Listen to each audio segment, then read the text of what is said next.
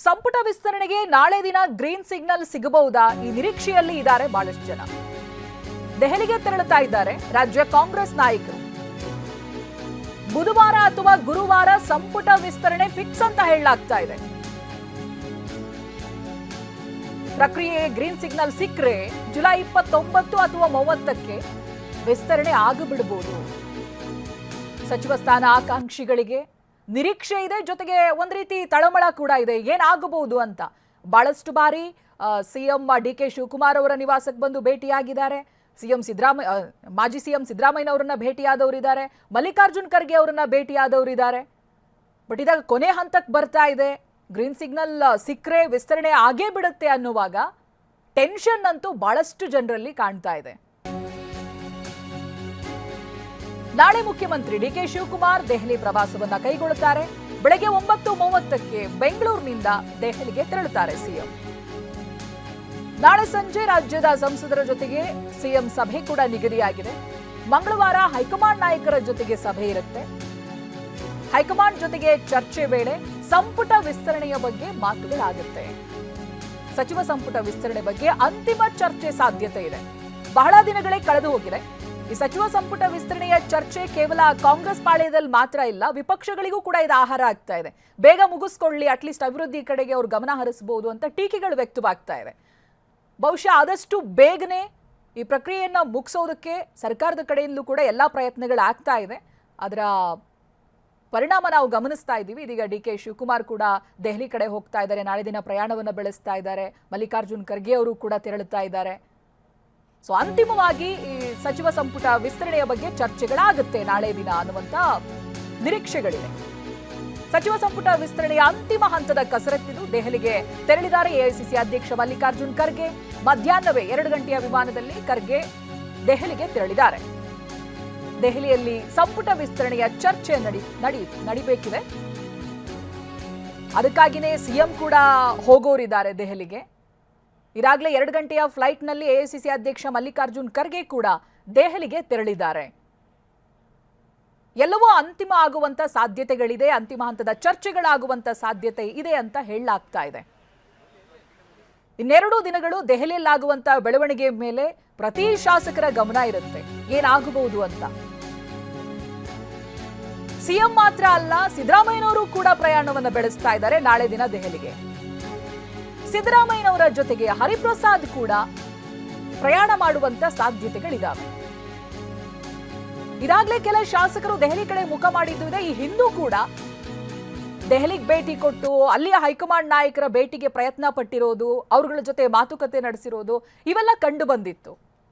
But ಕಳೆದ 3-4 ತಿಂಗಳಿಂದ ನಾವೇ ಗಮನಿಸ್ತಾ ಇರೋ ಹಾಗೆ ಎಲೆಕ್ಷನ್ನ ರಿಸಲ್ಟ್ಗಳು, ಎಲೆಕ್ಷನ್ ಜೊತೆಗೆ ಈ ಪೇಪರ್ ಲೀಕ್ ಪ್ರಕರಣಕ್ಕೆ ಸಂಬಂಧಪಟ್ಟ ಹಾಗೆ ನಡೀತಾ ಇದ್ದಂಥ ಪ್ರತಿಭಟನೆ, ಇವುಗಳು ಕೂಡ ಈ ಸಚಿವ ಸಂಪುಟ ವಿಸ್ತರಣೆಯ ಮೇಲೆ ಪರಿಣಾಮ ಬೀರಿತ್ತು. ಹೈಕಮಾಂಡ್ ನಾಯಕರೇ ಕೈಗೆ ಸಿಗ್ತಾ ಇರಲಿಲ್ಲ, ಅಷ್ಟು ಬ್ಯುಸಿ ಆಗಿದ್ರು. ಬಟ್ ಇದೀಗ ಎಲ್ಲವೂ ಕೂಡ ಒಂದು ಅಂತಿಮ ಹಂತಕ್ಕೆ ಬಂದಿದೆ. ಹೈಕಮಾಂಡ್ ನಾಯಕರು ಕೂತು ಮಾತನಾಡೋದಕ್ಕೆ ರೆಡಿ ಆಗಿದ್ದಾರೆ. ಸಿಎಂ ಕೂಡ ತೆರಳುತ್ತಾ ಇದ್ದಾರೆ ನಾಳೆ ದಿನ ದೆಹಲಿಗೆ. ಏನಾಗುತ್ತೆ ಅನ್ನೋದು ಮುಂದಿರೋ ಕುತೂಹಲ. ಸಂಪುಟ ಸೇರೋದಕ್ಕೆ ಶಾಸಕರ ಕಸರತ್ತು ಮುಂದುವರೆದಿದೆ ಎಂದಿನಂತೆ. ಬೆಂಗಳೂರಿನಿಂದ ದೆಹಲಿಗೆ ಕೆಲ ಶಾಸಕರು ತೆರಳಿದ್ದಾರೆ. ಶಾಸಕರಾದ ನಾಗೇಂದ್ರ, ವಿಜಯಾನಂದ ಕಾಶ್ಯಪ್ಪನವರ್, ರಾಘವೇಂದ್ರ ಹಿಟ್ನಾಳ್ ದೆಹಲಿಗೆ ಪ್ರಯಾಣ ಮಾಡಿದ್ದಾರೆ. ಕೆಂಪೇಗೌಡ ಏರ್ಪೋರ್ಟ್ನಿಂದ ತೆರಳಿದ್ದಾರೆ ಶಾಸಕರು. ಬೆಂಗಳೂರು ಗ್ರಾಮಾಂತರ ಜಿಲ್ಲೆ ದೇವನಹಳ್ಳಿ ಬಳಿಯ ಏರ್ಪೋರ್ಟ್ನಿಂದ ತೆರಳಿದ್ದಾರೆ. ಭರವಸೆ ಇದೆ, ಯಾಕಂದ್ರೆ ಕೋಲಾರ ಜಿಲ್ಲೆಗೆ ಕಳೆದ 3 ಬಾರಿ ಅವಕಾಶ ಕೊಡದಿರೋದ್ರಿಂದ ಈ ಬಾರಿ ಕೊಡಲೇಬೇಕು ಅಂತೇಳಿ ನಾವು 4 ಮಂದಿ ಶಾಸಕರು ಇರ್ತಕ್ಕಂಥ 6 ಮಂದಿಯಲ್ಲಿ 4 ಮಂದಿ ಕಾಂಗ್ರೆಸ್ನವರು ಒತ್ತಾಯಪೂರ್ವಕವಾಗಿ ಕೇಳ್ತಾ ಇದ್ದೀವಿ. ನಮಗೆ 2 ಬಾರಿ ಜಿಲ್ಲೆಗೆ ಅವಕಾಶ ಕೊಟ್ಟಿಲ್ಲ, ಕೊಡಲೇಬೇಕು ಅಂತೇಳಿ ಎಲ್ಲ ನಾಯಕರು ಕೂಡ ಕಡಾಖಂಡಿತವಾಗಿ ನಾವು ಕೇಳ್ತಾ ಇದ್ದೀವಿ. ಯಾಕಂದರೆ ಒಂದು ವೇಳೆ ಅವಕಾಶ ಕೊಡಲಿಲ್ಲ ಅಂದರೆ ಮುಂದೆ ಜಿಲ್ಲೆಯಲ್ಲಿ ನಾವೆಲ್ಲ ಶಾಸಕರಿಗೆ ಅಲ್ಲಿ ಭಾಳ ಕಷ್ಟ ಆಗ್ತದೆ. ಜೊತೆಗೆ ಆ ಜಿಲ್ಲೆಯಲ್ಲಿ ಒಂದು ಭಾವನೆ ಬರುತ್ತೆ, ಈ ಎಲ್ಲ ಅಸಮರ್ಥರು ಮಿನಿಸ್ಟರ್ ತಗೊಳ್ಳಿಕ್ಕೆ ಅಂತೇಳಿ ಒಂದು ಭಾವನೆ ಬರ್ತದೆ. ಆ ಭಾವನೆ ಸಮಾಜದಲ್ಲಿ ಬಂದಾಗ ಸಹಜವಾಗಿ ನಾವೆಲ್ಲ ಕುಗ್ಗೋಗ್ತೀವಿ, ನಮ್ಮ ಕಾರ್ಯಕರ್ತರು ಕುಗ್ಗೋಗ್ತಾರೆ. ಆದ್ದರಿಂದ ಇದುವರೆಗೂ ಕೂಡ ಸ್ಥಳೀಯರು ಕೊಡ್ತಾ ಇಲ್ಲ.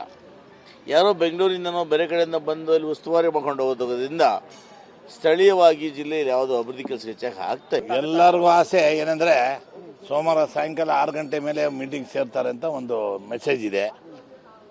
ಸೋಮವಾರ ತಪ್ಪಿದ್ರೆ ಮಂಗಳವಾರ 100% ಫೈನಲ್ ಮಾಡ್ತಾರೆ ಅಂತ ನಮಗೆಲ್ಲ ಆಶಾಭಾವನೆ ಇದೆ. ಮೋಸ್ಟ್ಲಿ ಹೊಸ ಮಂತ್ರಿಮಂಡಲ ಬುಧವಾರ ಆಗ್ಬೋದು ಅಂತ ನಮಗೆಲ್ಲ ಮಾಹಿತಿ ಇದೆ. ಸಚಿವ ಸಂಪುಟ ವಿಸ್ತರಣೆ ಆಗ್ತದೆ ಈಗ 2-3 ದಿವಸದಲ್ಲಿ. ನಾನು ಒಂದೇ ಹೇಳ್ತೀನಿ, ನನಗೆ ಯಾರು ಕಾಂಪಿಟೇಷನ್ ಆಗದಾರ ಬಿಟ್ಟಾರ ನನಗೆ ಗೊತ್ತಿಲ್ಲ. ವಿಜಯಪುರ ಜಿಲ್ಲೆಗೆ ಇನ್ನೊಂದು ಮಂತ್ರಿ ಸ್ಥಾನ ಕೊಡಬೇಕು ಅಂತೇಳಿ ನಾನು ಒತ್ತಾಯ ಮಾಡಿದ್ದೀನಿ. ಸಚಿವ ಸಂಪುಟ ವಿಸ್ತರಣೆ ಆಗ್ತದೆ ಈಗ 2-3 ದಿವಸದಲ್ಲಿ. ನಾನು ಒಂದೇ ಹೇಳ್ತೀನಿ, ನನಗೆ ಯಾರು ಕಾಂಪಿಟೇಷನ್ ಆಗದಾರ ಬಿಟ್ಟಾರ ನನಗೆ ಗೊತ್ತಿಲ್ಲ.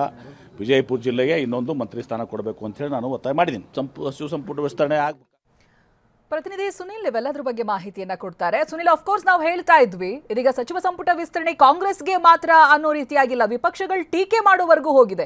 ಇವರು ಇದನ್ನೇ ಮುಂದುವರಿಸ್ತಾ ಇದ್ರೆ ಅಭಿವೃದ್ಧಿ ಕಡೆ ಯಾವಾಗ ಗಮನ ಕೊಡ್ತಾರೆ ಅಂತ ಟೀಕೆ ಮಾಡುವಂತ ಹಂತಕ್ಕೆ ಬಂದು ನಿಂತಿದೆ. ಬಹುಶಃ ಈಗ ಒಂದು ಡಿಸಿಷನ್ ಹೈಕಮಾಂಡ್ ತಗೋಬಹುದು, ಫಿಕ್ಸ್ ಆಗಬಹುದು ಮುಹೂರ್ತ ಅಂತ. ಏನೇನು ಅಪ್ಡೇಟ್ ಸಿಗ್ತಾ ಇದೆ? ಚೈತ್ರ, ಈಗಾಗಲೇ ರಾಜ್ಯದಲ್ಲಿ ಡಿ.ಕೆ. ಶಿವಕುಮಾರ್ ಅವರ ಸರ್ಕಾರ ಅಧಿಕಾರಕ್ಕೆ ಬಂದು ಈಗಾಗಲೇ ಸರ್ಕಾರ ರಚನೆ ಆಗಿ 50 ದಿನ ಕಳೀತಾ ಬಂದಿದೆ. ಆದರೆ ಸಂಪೂರ್ಣವಾಗಿ ಪೂರ್ಣ ಪ್ರಮಾಣದ ಈಗಾಗಲೇ ಸಚಿವ ಸಂಪುಟ ರಚನೆ ಆಗಿಲ್ಲ. ಆ ಒಂದು ಹಿನ್ನೆಲೆ ಈಗಾಗಲೇ ವಿಪಕ್ಷಗಳು ಕೂಡ ದೊಡ್ಡ ಮಟ್ಟದಲ್ಲಿ ಟೀಕೆಯನ್ನು ಮಾಡ್ತಾ ಇದೆ. ಅದೇ ರೀತಿಯಾಗಿ ಮುಖ್ಯಮಂತ್ರಿಗಳು ಕೂಡ ತುರ್ತಾಗಿ ಸಚಿವ ಸಂಪುಟ ಸಂಪೂರ್ಣವಾಗಿ ರಚನೆ ಆಗಬೇಕು ಅಂತ ಎಲ್ಲ ರೀತಿಯಾದ ಕಸರತ್ತನ್ನು ಕೂಡ ಮಾಡ್ತಾ ಇದ್ದಾರೆ. ಅದಕ್ಕೆ ಪೂರಕವಾದಂತೆ ಈಗಾಗಲೇ ಸಚಿವ ಸಂಪುಟ ವಿಸ್ತರಣೆ ಬಹುತೇಕವಾಗಿ ಬುಧವಾರ ಅಥವಾ ಗುರುವಾರ ಆಗುತ್ತೆ ಅನ್ನೋ ಒಂದು ಚರ್ಚೆಗಳು ಕೂಡ ಜೋರಾಗಿದೆ. ಕಾರಣ ಅಂತಂದ್ರೆ ಈಗಾಗಲೇ ನಾಳೆ ದೆಹಲಿಗೆ ಮುಖ್ಯಮಂತ್ರಿಗಳು ತೆರಳ್ತಾ ಇದ್ದಾರೆ. ಬಿ.ಕೆ. ಹರಿಪ್ರಸಾದ್ ಅವರು ತೆರಳ್ತಾ ಇದ್ದಾರೆ. ಅದರ ಜೊತೆಗೆ ಮಾಜಿ ಸಿಎಂ ಸಿದ್ದರಾಮಯ್ಯ ಅವರು ತೆರಳ್ತಾ ಇದ್ದಾರೆ. ನಾಡಿದ್ದು ಅಧಿಕೃತವಾಗಿ ಮುಖ್ಯಮಂತ್ರಿಗಳು ಈಗಾಗಲೇ ಹೈಕಮಾಂಡ್ ನಾಯಕರ ಜೊತೆ ಸಭೆಯನ್ನು ಕೂಡ ಇಟ್ಟುಕೊಂಡಿದ್ದಾರೆ. ಈ ಒಂದು ಸಂದರ್ಭದಲ್ಲಿ ಸಚಿವ ಸಂಪುಟ ವಿಸ್ತರಣೆ ಬಗ್ಗೆ ಪ್ರಮುಖವಾಗಿ ಚರ್ಚೆಯನ್ನು ಕೂಡ ಮಾಡ್ತಾರೆ ಅನ್ನೋ ಮಾಹಿತಿ ಕೂಡ ಲಭ್ಯವಾಗಿದೆ. ಈ ಒಂದು ಹಿನ್ನೆಲೆಯಲ್ಲಿ ಈಗಾಗಲೇ ಹೈಕಮಾಂಡ್ ಜೊತೆ ನಾಳೆ ಅಥವಾ ನಾಡಿದ್ದು ಅಧಿಕೃತವಾಗಿ ಮಾತುಕತೆ ಆದ ನಂತರದಲ್ಲಿ ಅಂತಿಮವಾಗಿ ಗ್ರೀನ್ ಸಿಗ್ನಲ್ ಸಿಕ್ಕಿದ್ರೆ ಗುರುವಾರ ಅಥವಾ ಅಂದ್ರೆ 29 ಅಥವಾ 30ನೇ ತಾರೀಕು ಸಚಿವ ಸಂಪುಟ ವಿಸ್ತರಣೆ ಆಗುವಂತ ಸಾಧ್ಯತೆ ಬಹುತೇಕ ನಿಚ್ಚಳವಾಗಿದೆ. ಅದೇ ರೀತಿಯಾಗಿ ಒಂದು ಕಡೆ ಈಗಾಗಲೇ ಸಾಕಷ್ಟು ಸಚಿವಾಕಾಂಕ್ಷಿಗಳ ಸಾಲು ಕೂಡ ದೊಡ್ಡ ಮಟ್ಟಿಗಿದೆ, ಪಟ್ಟಿಯೂ ಕೂಡ ದೊಡ್ಡದಾಗಿದೆ. ಅವರೆಲ್ಲರೂ ಕೂಡ ಈಗಾಗಲೇ ಶಾಸಕರು, ಪರಿಷತ್ ಸದಸ್ಯರು ಎಲ್ಲರೂ ಕೂಡ ದೆಹಲಿ ಪ್ರವಾಸವನ್ನು ಕೂಡ ಮಾಡ್ತಾ ಇದ್ದಾರೆ. ಹೈಕಮಾಂಡ್ ನಾಯಕರನ್ನು ಭೇಟಿ ಮಾಡುವಂತ ಪ್ರಯತ್ನವನ್ನು ಕೂಡ ಮಾಡ್ತಾ ಇದ್ದಾರೆ. ಹಾಗಾಗಿ ಈಗಾಗಲೇ ತುರ್ತಾಗಿ ಒಂದು ಕಡೆ ಸಚಿವ ಸಂಪುಟ ವಿಸ್ತರಣೆಯನ್ನು ಮಾಡಬೇಕು. ಅದರಲ್ಲೂ ಕೂಡ ಇರುವಂತ 20 ಸ್ಥಾನಗಳಿಗೆ ಚೈತ್ರ 40ರಿಂದ 50 ಜನ ಶಾಸಕರ ಒಂದು ಪಟ್ಟಿ ದೊಡ್ಡದಾಗಿದೆ. ಆ ಒಂದು ಹಿನ್ನೆಲೆಯಲ್ಲಿ ಯಾವ ರೀತಿಯಾಗಿ ಅಳದು ತೂಗಿ ಹೈಕಮಾಂಡ್ ನಾಯಕರು ಅಂತಿಮ ಪಟ್ಟಿಯನ್ನ ಮಾಡ್ತಾರೆ ಅಂತ ಕಾದು ನೋಡಬೇಕಾಗಿದೆ. ಬಹುತೇಕವಾಗಿ ನಾಳೆ ಅಥವಾ ನಾಡಿದ್ದು ಹೈಕಮಾಂಡ್ ಸಂಪುಟ ವಿಸ್ತರಣೆಗೆ ಗ್ರೀನ್ ಸಿಗ್ನಲ್ ಕೊಡುವಂತ ಸಾಧ್ಯತೆ ಕೂಡ ಹೆಚ್ಚಾಗಿದೆ. ಹಾಗಾಗಿ ಗುರುವಾರ ಅಥವಾ ಬುಧವಾರ ಅಥವಾ ಗುರುವಾರ ಅಂತಿಮವಾಗಿ ರಾಜ್ಯ ಸಚಿವ ಸಂಪುಟ ವಿಸ್ತರಣೆ ಆಗುವಂತ ಸಾಧ್ಯತೆಗಳು ಹೆಚ್ಚಾಗಿರುವಂತದ್ದು Chaitra. Okay, thank you Sunil ಮಾಹಿತಿಗಾಗಿ.